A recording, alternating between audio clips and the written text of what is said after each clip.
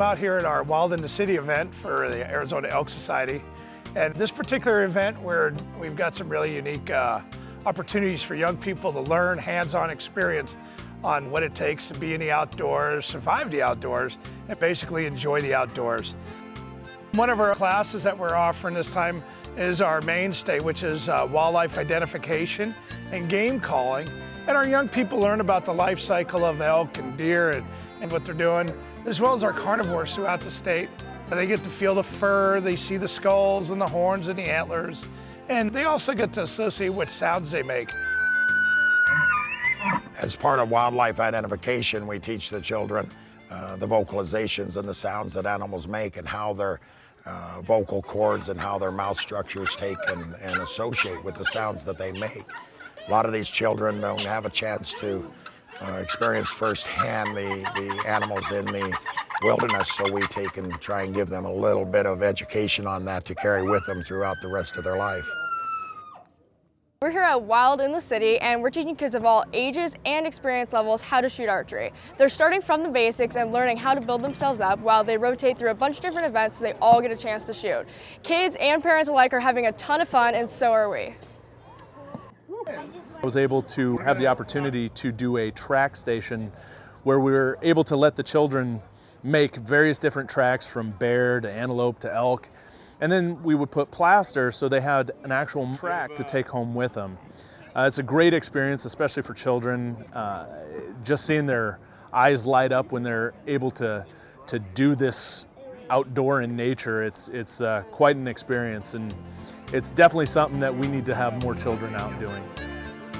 One of the most popular of all our classes is our owl pellets. Our young people take an owl pellet and then they dissect it. And as they go through this owl pellet, you get to see different bones, and sometimes they find full skulls intact of whatever the owl is eating.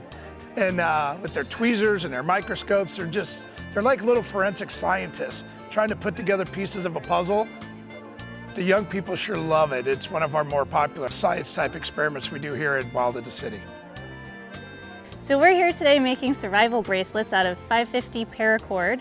And what this is we set the kids up with jigs and we teach them how to tie the paracord into knots that form the bracelet.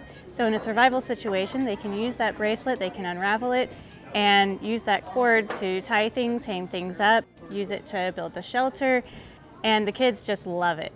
They think this is so cool. Did everybody think these guys? Part of our gold panning program is these young people are over there, they're panning for gold.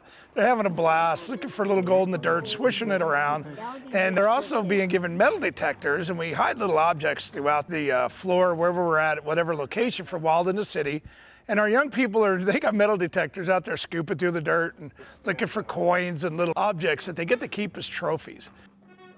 We're teaching the kids how to glass animals up on the top of the mountain. We have a tripod and binoculars, and the kids are seeing decoys up on the mountain. We also have a laser rangefinder, and they're learning how to judge distances on the animals up on the hill. They're having a great time, and it's fun teaching them. We have fishing. Now, we do everything from catch and release, in which we bring in a pond, and the young people get to catch different fish, bluegills, catfish, whatever we get.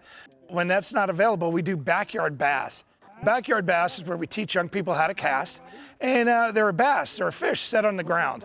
And they learn to cast to the object, they learn to hook it, drag it, and bring it in. And once they reel it in, they turn it over and they see what kind of species of fish they caught. Then they take it over to our board and they get to read and learn about that fish, what its name is, the Latin name, what it eats, where it lives, and it's just an absolute blast. This program is about desert survival. We're trying to impart to the kids what to do if they find themselves out, lost in the woods or the desert or places. We want to get rid of the fear so that they can take action and do things that they need to do to survive, and just what they basically need to do to be comfortable being lost. And I tell the kids I think it's the most important class they're taking today. During our lunch period, our young people get to watch a video series on the life cycle of elk.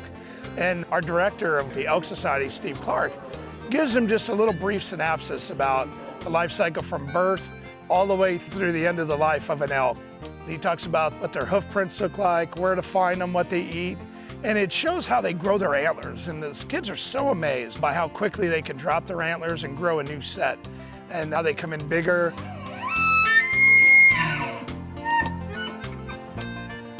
We always make sure our partnership with Cabela's and Bass Pro and Sportsman's Warehouse, they're always giving us great little goodies to give away to our young people, and everyone leaves here satisfied. You know, hopefully they leave with great memories.